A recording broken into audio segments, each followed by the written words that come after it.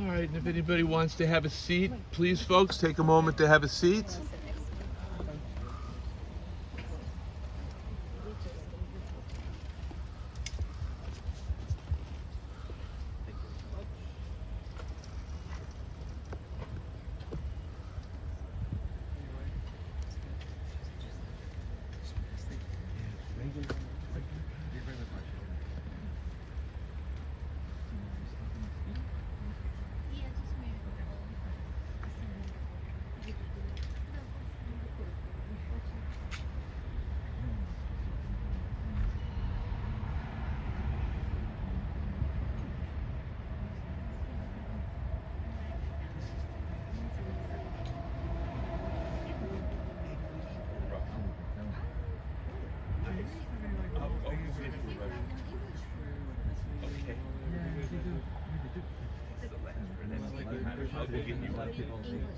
Yeah, I'll be from mom. I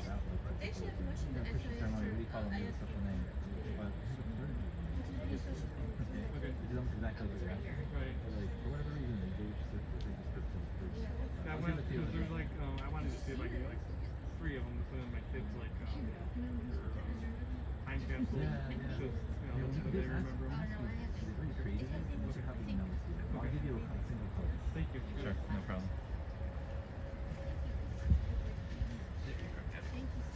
Thank you very much.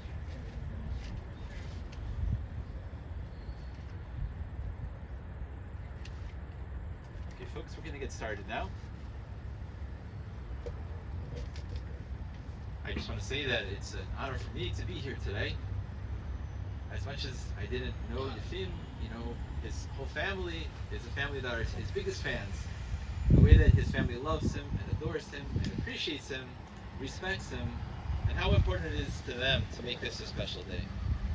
It's an honor for me to be part of that process. In the Jewish tradition, there's an idea that the purpose of the eulogies is to make the family feel consoled, make them feel comforted, realize what a great person they had, and have realize the blessing that they had. But also on a deeper level, on a mystical, spiritual level, one of the reasons we give a service, we give the eulogies, is because we know the deceased is listening. His spirit, his soul is hearing, wow, my family loved me so much. They respected me so much. They saw all the things that I did in my life, which were not easy. And they really, really will always carry those with them. So we do this today for the family, for the friends, and also for Efim to see how we noticed them, we loved him, and we respect and appreciate all they ever did for us. We're here to honor his passing as beloved husband of Larissa and the late Alina, devoted and adored father of Dina, as well as the beloved stepfather of Elena, also the cherished grandfather of Ashton, of Evan and Eva, and friend to many, many people in the Ukraine, in America, and in Cleveland in particular. So we start with a selection from the Psalms. We read the familiar Psalm 23 about how God is our shepherd. Mizmor LeDavid, Adonai roi lo iksar, B'nai stesha yarbitzeni, al memenuchos yirachaleni, Nashi Yeshovev Yancheni v'Magli Tzedek Laman Shemo. Gam ki elech v'geitz ha'maves lo yirara ki ata imadi. Shivtecha v'shantecha hima yenachamuni. Tairach lefanai shulchan neged tzairai. V'shante v'shem roshi kosi rabaya. Aktov v'chasid yirdefuni kol yemei chayai. V'shavti v'beis ha'denoi la'arech yamim. A Psalm of David. God is my shepherd, I shall not lack. In lush meadows he leads me down, beside tranquil waters he leads me. He restores my soul. He leads me on paths of justice for his name's sake. If I walk in the valley, overshadowed by death, I will fear no evil, for you are with me. Your rod and your staff, they comfort me. You prepare a table before me in the view of my torments. You anointed my head with oil, my cup overflows. May only goodness and kindness pursue me all the days of my life, and I shall dwell in the house of the Lord for many long days.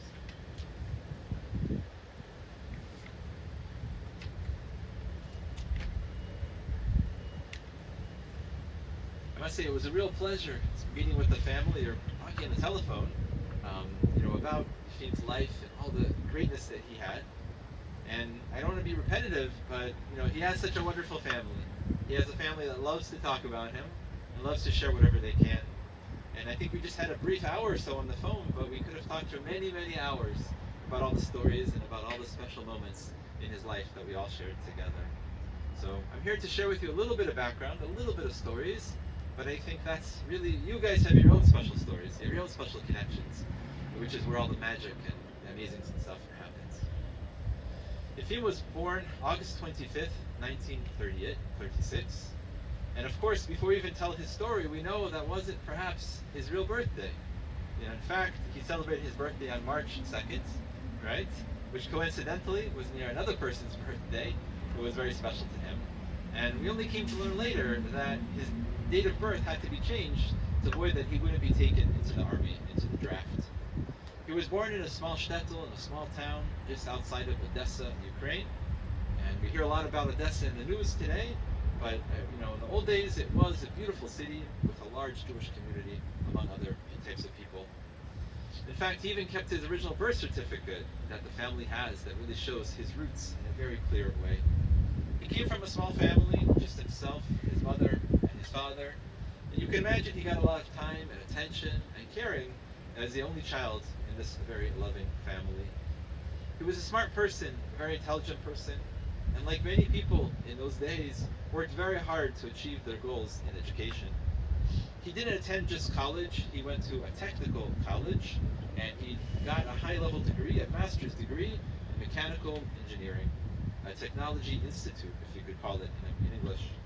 And obviously he was a master in his study, he was very well versed in his knowledge of mechanical engineering.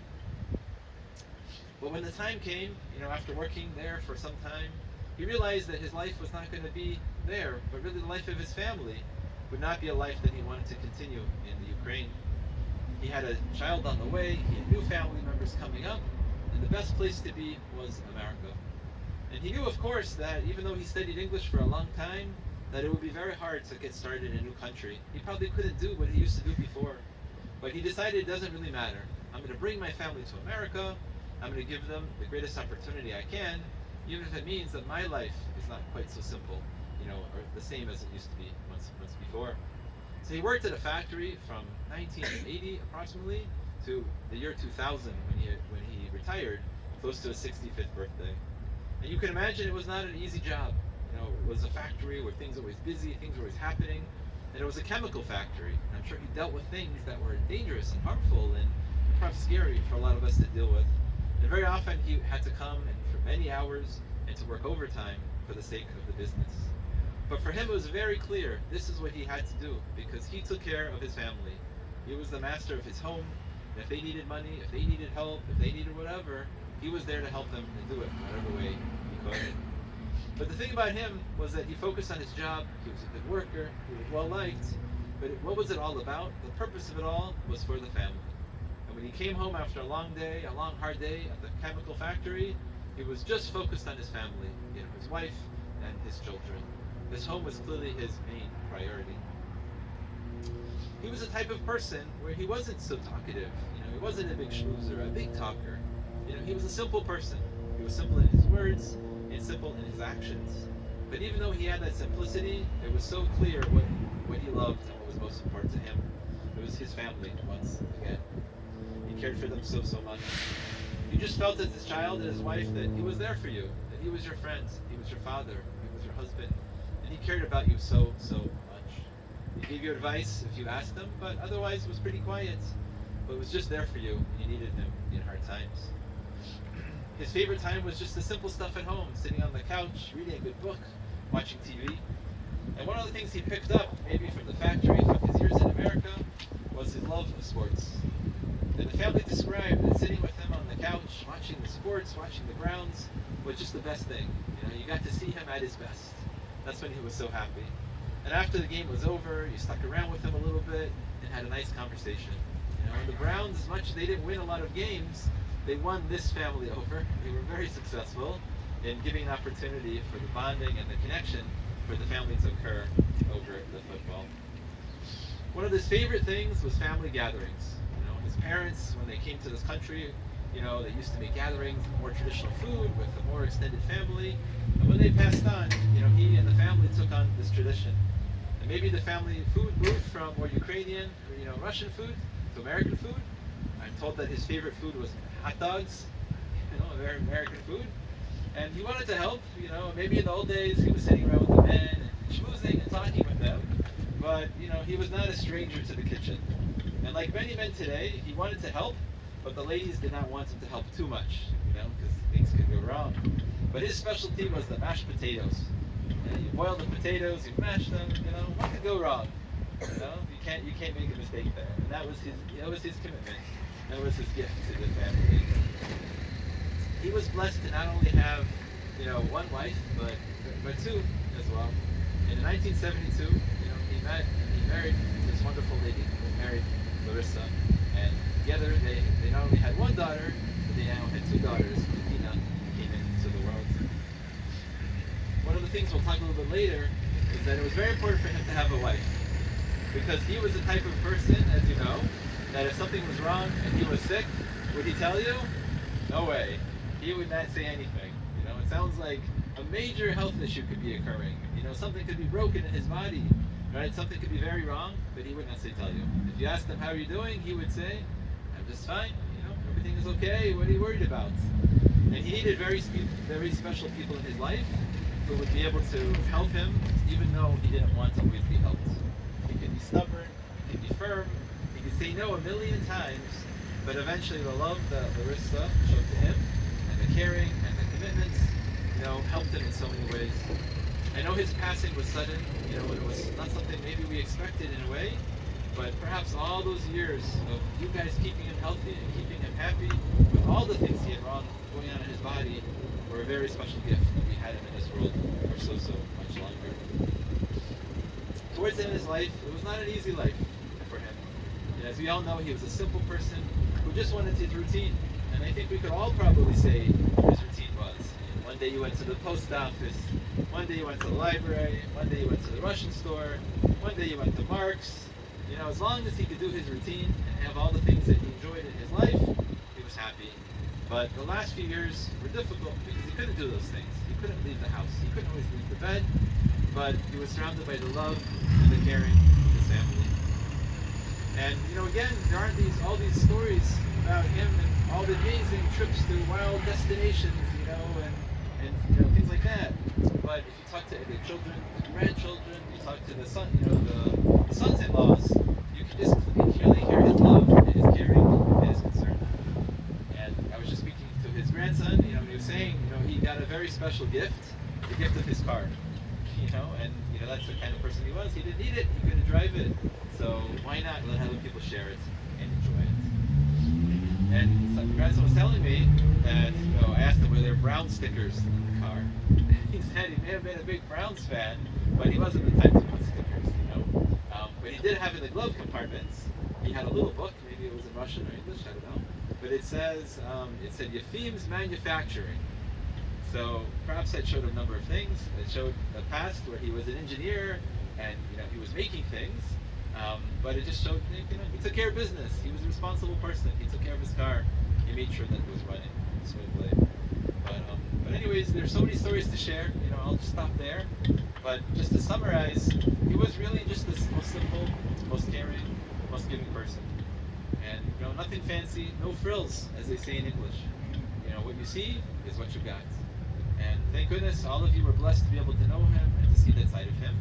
And thank goodness he was blessed with such caring and love and respect that you all showed to him. So we all pray that his memory should be for a blessing, and he's surrounded by his family, by his parents, I believe, who came to this country and were not with us in America very long, who are with us buried in this area, as well as the relatives too. And so they shall all be comforted in heaven, and the family should all be back together once again. And so we say together that his memory should be for a blessing. Baruch Dayan. So I'm going to call now upon Dina, who's going to share a few words on behalf of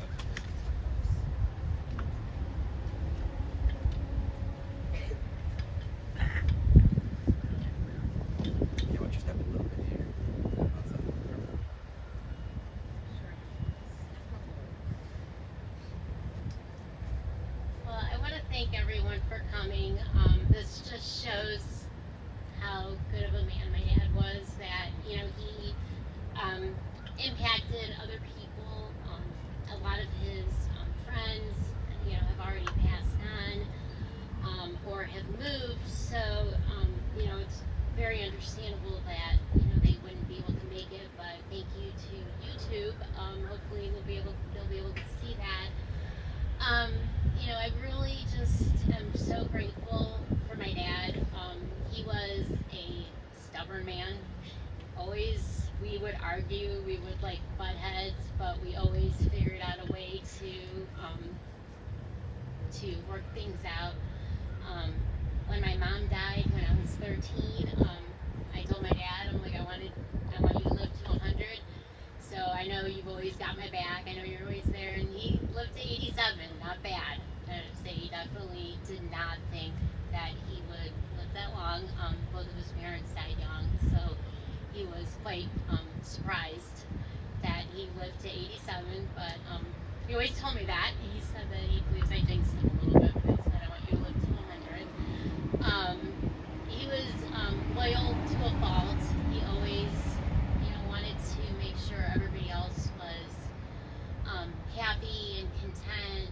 And if you ever asked him how he was doing, he would always say, I'm fine. And, I'm so thankful that my friends are here because to him, you guys are family. Growing up as an only child, obviously you don't have sisters and brothers when you're young to spend time with, and so I just had my friends, and we've all been friends for a very long time, and my dad really, talked about all of you, and he held you in high regards, and then, Jeannie and Bob, they come via Beth, and who, you definitely had some interesting conversations with my dad. Some may have involved the police, which you probably remember. But yeah, so to say that I made life easy for him probably was an understatement. But I would hope that, I made it at least fun for him. And everyone who he met through his life, he always cherished and loved.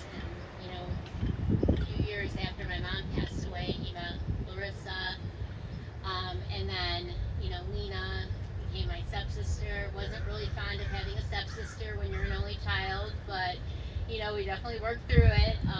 She too was an only child, so two only children put together is not the best, but we definitely got through it, and, Lena's family became our family, and our family became their family, so, and Larissa, 32 years, he put up with my dad, I thank you. He definitely loved you and needed your support, especially towards the end. But I'm just grateful. I'm grateful, he had a long life. I'm grateful that he was my dad. And when he met Joe and Keith, he was very excited to have some men in his life. Growing up with all women, and I think you guys picked up some words, some Russian words when we would get together to say at dinner, things like that. So my dad definitely enjoyed having all of you in their lives. I just wanted to say thank you for coming. This really means a lot to me. And that's all I have. Thank you for beautiful words. Thank you.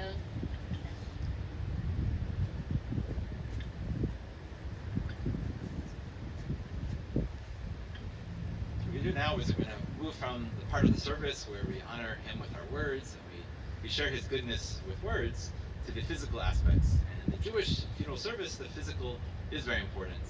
It's a form of a very high level of kindness, where the final kindness is we can give to a person. They cannot thank us for those things.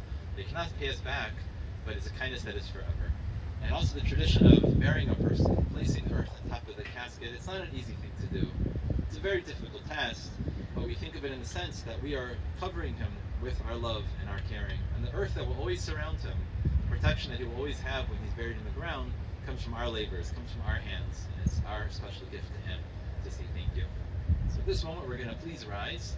We're going to lower the casket into the ground, and then after the casket has been lowered, we'll ask the family to assist us in placing some of the earth.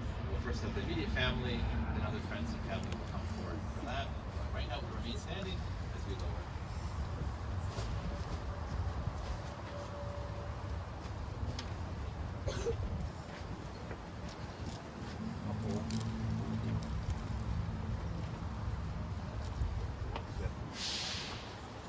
Board. What's up? Ready?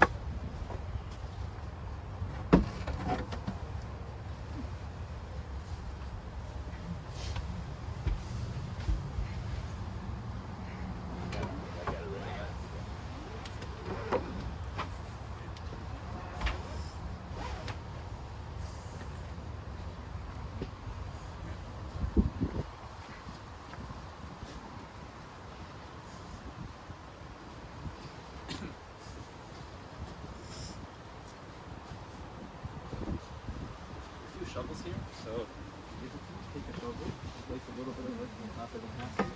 Then you put the shovel back, and the next person pulls the shovel out. One at a time, yeah. Exactly. Watch your step. It's firm but a little bumpy.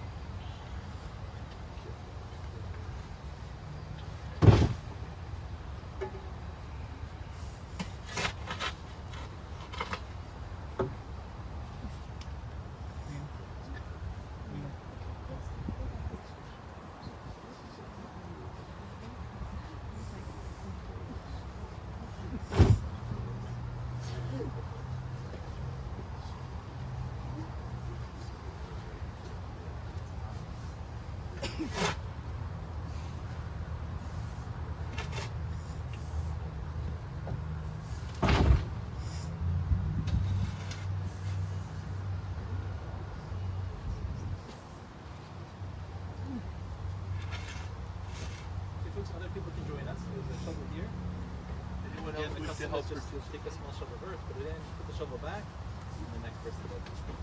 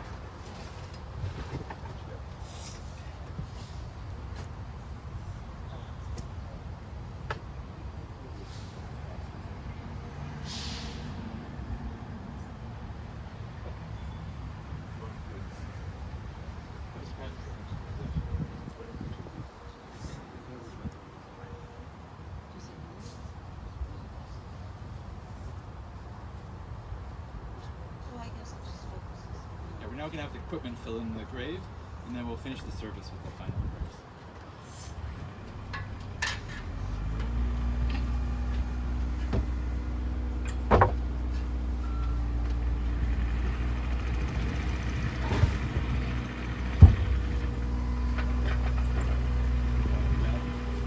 Walk it off now.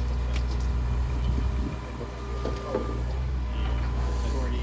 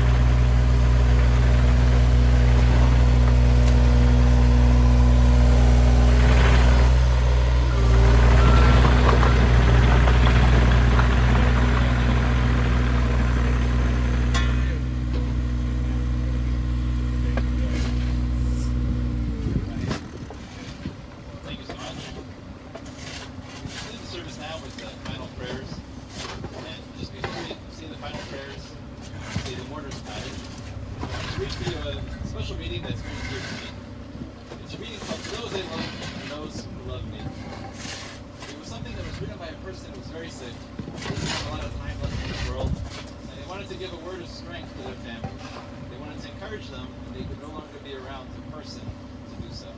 So they wrote the following: "To those I love, and those who love me. When I'm gone, release me. Let me go. I have so many things to see and to do. You mustn't tie yourself to me with tears. Be happy that we had precious years. I gave you my love. You can only guess how much you gave to me in happiness. I thank you for the love you each have shown, but now it's time I traveled on alone. So grieve a while for me, if grieve you must. Let and let your grief be comforted by trust. It's only for a while, we must part, so bless the memories within your heart.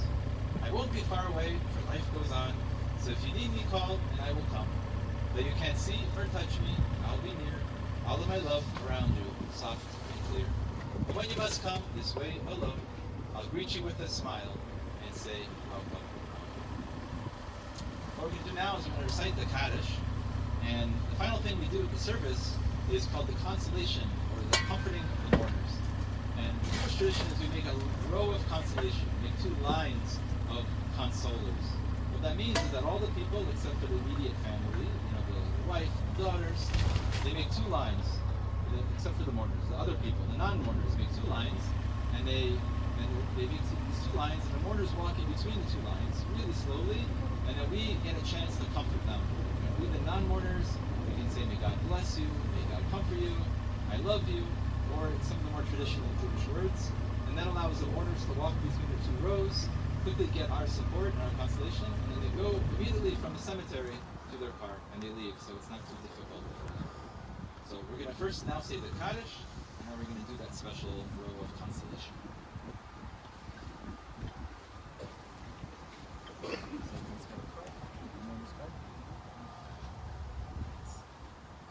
Together. Yitkadal, Yikadash, Shnei Rabbah, Yalma, Dira, Yute, Yamli, Malchute, Chaye Kom, Yomei Kom, Chaye Dekol, Beit Yisrael, Bagala, Bizman Karim, Amen. Yehi Shnei Rabbah, Dorach Leolam, Amen Omayo, Yitzbarach, Vayishtabach, Vayitpa'ar, Yisraman, Yisnaseh, Yitkadar, Yitaleh, Yitala, Shmei, Ushua, Rechu, Le'ela, Min Kol, Birchata, Yeshirata, Tushvechata, Benechemata, Tamiran, B'yalma, Be'eru, Amen. Amen. Yehei Shlama, Rabbah min Shemaya, L'chaim, Aleinu, V'al Kol Yisrael, V'ru, Amen. Osei Shalom, Shalom B'mamav, Yaseh Shalom, Aleinu, V'al Kol Yisrael, V'ru, Amen. So we sing the last line. Osei Shalom, B'mamav, Yaseh Shalom, Aleinu, V'al Kol Yisrael, V'ru, Amen. Yaseh Shalom, Yaseh Shalom, Shalom Aleinu, V'al Kol Yisrael, Yaseh Shalom, Yaseh Shalom, Shalom Aleinu, V'al Kol Yisrael. So we compare to God that He should make peace and comfort to all of us, to our family,